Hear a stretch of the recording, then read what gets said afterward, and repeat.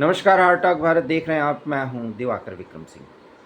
बिहार चुनाव की घोषणा हो गई है। 6 तारीख अर्थात 6 नवंबर, 11 नवंबर, 2 ऐसे दिन होंगे जब बिहार के लोग नीतीश कुमार के 20 साल के शासन के प्रति अपना मैंडेट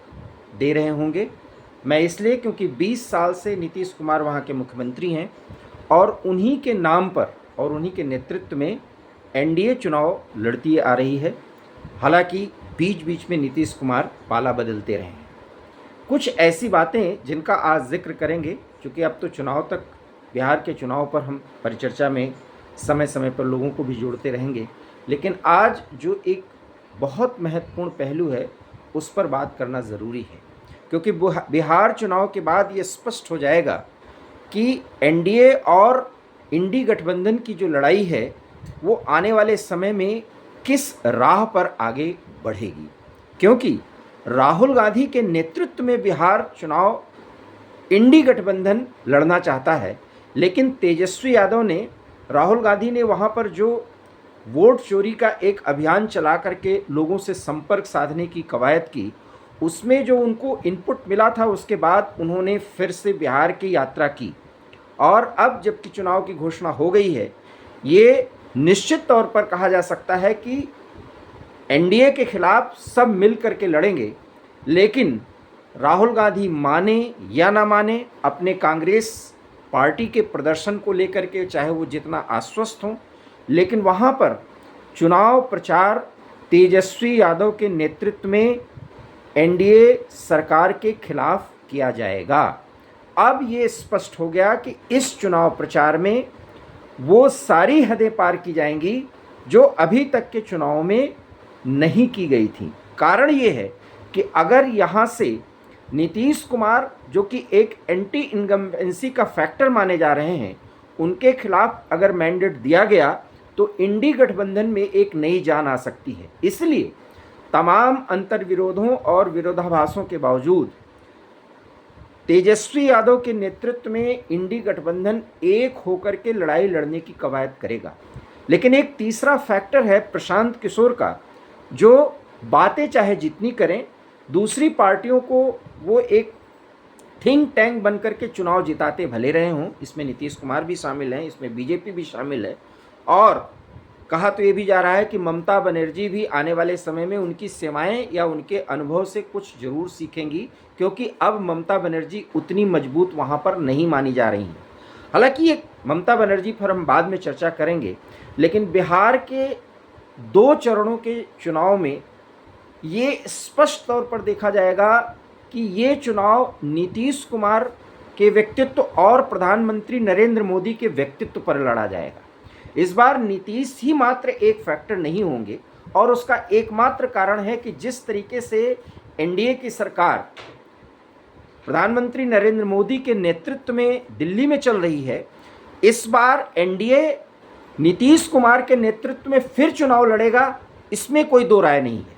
चाहे भाजपा की बहुत अच्छी स्थिति बताई जा रही हो, चाहे एनडीए के घटक दल चिराग पासवान की स्थिति बहुत अच्छी बताई जा रही हो, लेकिन आप देख लीजिएगा चुनाव नीतीश कुमार के नेतृत्व में ही लड़ी जाएगी। अब सवाल ये है कि लोग ये कहते हैं कि नीतीश कुमार के 20 साल के शासन के बाद वहाँ पर बदलाव की बयार है। ये तो आने वाला समय बताएगा, लेकिन बदलाव की बयार में बिहार का वोटर, जो पूरे देश की राजनीति को एक दशा और दिशा देने की पूरी ताकत रखता है, वो अपने राज्य के चुनाव में जो सरकार चल रही हो, केंद्र और राज्य दोनों जगह, और जिस डबल इंजन के सरकार के दम पर वहाँ की जनता कुछ ज़्यादा प्राप्त करने की स्थिति को महसूस कर रही हो, फिर वो बदलाव क्यों चाहेगी? ये एक बहुत साधारण सा सवाल है, जिसमें ज़्यादा मीन मेख न निकालते हुए हमें विचार करना चाहिए। लालू प्रसाद यादव या आरजेडी के जंगल राज की चर्चा 20 साल बीत जाने के बाद भी अगर हो रही है, एक जनरेशन जो कि अब यूथ हो चुका है, वो बदलाव के लिए वोट देगा, इसलिए क्योंकि तेजस्वी यादव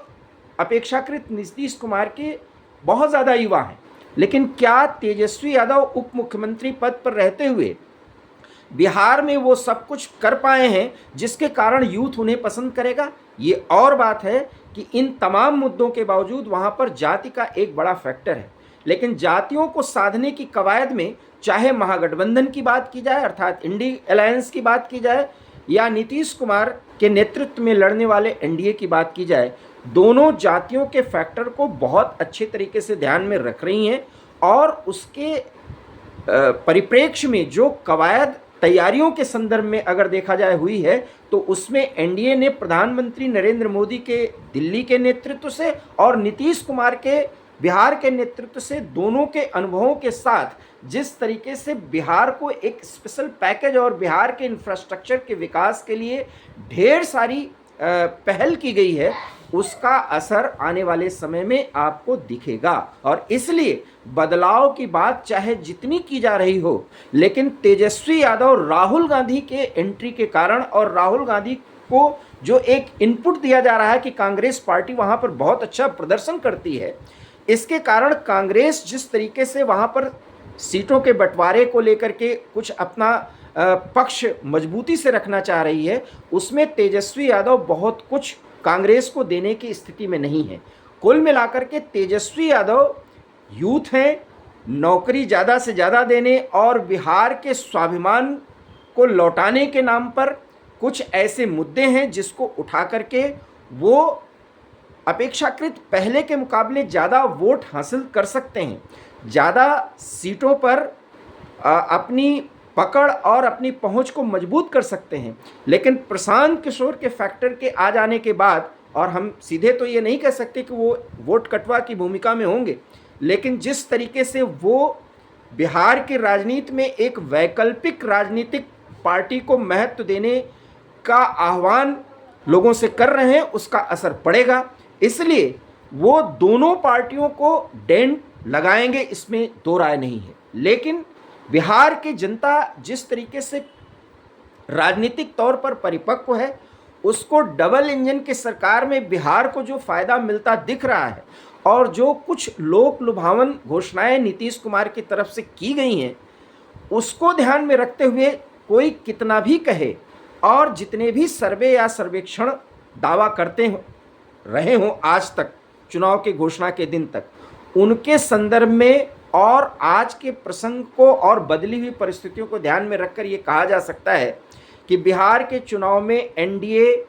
स्पष्ट बहुमत लेने जा रही है। लेकिन इससे भी बड़ा फैक्टर ये है कि बिहार का चुनाव इंडी गठबंधन मजबूती से लड़ने तो जरूर जा रहा है, लेकिन राहुल गांधी का दखल वहाँ कम से कम होगा, और अगर होगा तो वो एक इंडी गठबंधन के बड़े नेता के रूप में वहाँ प्रस्तुत नहीं किए जाएंगे, क्योंकि तेजस्वी यादव ने बिहार में एक अलग से यात्रा करके ये दिखा दिया है कि राहुल गांधी के साथ अगर उनका एक टैगिंग हुआ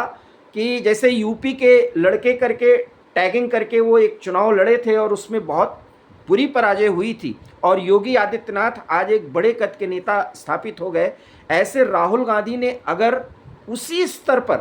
तेजस्वी यादव को टैग करते हुए बिहार की राजनीति में ये चुनाव 6 नवंबर और 11 नवंबर के दिन लोगों से अपने पक्ष में वोट देने के लिए कहा,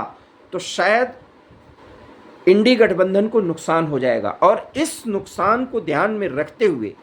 तेजस्वी यादव को ज़्यादा मेहनत करनी पड़ेगी। ये और बात है कि 20 साल के शासनकाल के एंटी इनकम्बेंसी फैक्टर तो हैं, लेकिन इस एंटी इनकम्बेंसी फैक्टर पर प्रधानमंत्री नरेंद्र मोदी के नेतृत्व में बिहार की जनता को जो वायदे दिए जा रहे हैं, जो वायदा किया जा रहा है और जो कुछ भी ज़मीनी स्तर पर काम करके दिखाया जा रहा है और आगे जितना कुछ करने का वायदा किया गया है फिलहाल 2029 तक, ऐसा लगता है कि प्रधानमंत्री नरेंद्र मोदी और नीतीश कुमार का चेहरा साथ होगा। साथ ही साथ इस समय चिराग पासवान भले ही ना नुकुर करें, लेकिन आने वाले समय में एक ऐसी स्थिति बन जाएगी कि एनडीए में न कोई छोटा भाई न कोई बड़ा भाई, सबको एक साथ मिलकर के लड़ना होगा। इधर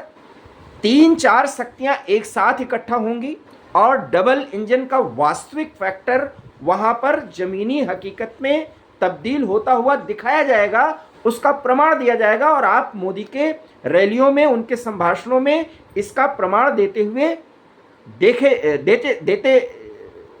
आप देख पाएंगे। और ऐसी ही स्थिति नीतीश कुमार प्रधानमंत्री के नेतृत्व में बिहार की जनता को और बहुत कुछ बड़ा कर देने की बात वो करते भी रहे और आगे भी करेंगे, जिसमें रोजगार देने का मामला एक होगा और बिहार से पलायन का जो एक मुद्दा जिसको तेजस्वी यादव बहुत अच्छी तरीके से उठाएंगे, उसमें भी एक बड़ी बात रखी जाएगी। शायद एनडीए इसको करने के लिए जमीनी रूप में क्या कुछ करेगा उसका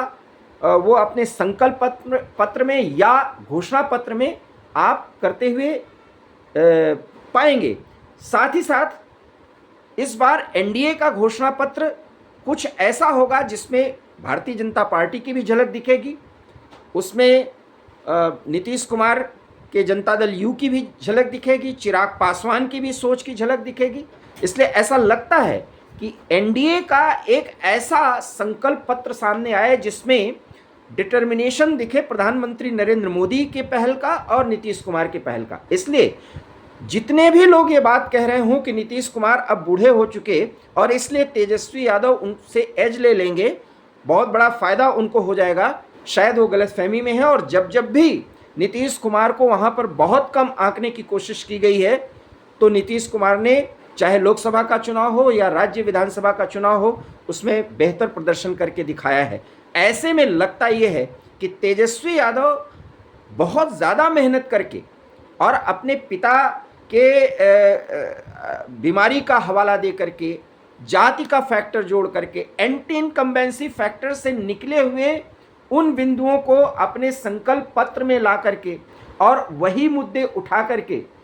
कुछ एज हासिल करते हुए तो दिखेंगे, लेकिन अंततः उनके ही नेतृत्व में वो चुनाव लड़ा जाएगा। इसलिए वो पूरे बिहार के सरकार को बदल देंगे, ये लगभग नामुमकिन सी बात है, क्योंकि अभी भी बिहार में 20 साल बीत जाने के बाद लालू यादव के जंगल राज की चर्चा आम है। और नीतीश कुमार के संदर्भ में जितने भी एंटी इनकम्बेंसी फैक्टर हैं, उसमें जंगल राज एक ऐसा मुद्दा आ जाता है जिससे लोग से सोचने पर विवश हो जाएंगे कि इसी पार्टी को आगे मैंडेट देना है और सरकार चलाने की इजाज़त देनी है, क्योंकि बिहार की जनता लोकतंत्र के रास्ते को इतना आसान बनाती है, वो इतना समझदारी से परिचय देते हुए निर्णय लेती है, जिससे देश की राजनीति भी तय होती है। और इसलिए बिहार चुनाव के बाद आने वाले चुनाव में भी उसका फ़र्क पड़ेगा और एनडीए और मजबूती के साथ निखर के आएगा, ये आप देखेंगे। ज़्यादा समय नहीं रह गया, आप इस एनालिसिस से कितना सहमत हैं इस पर अपनी प्रतिक्रिया दीजिएगा। हमारे चैनल हार्ट टॉक भारत को अगर आपने सब्सक्राइब नहीं किया है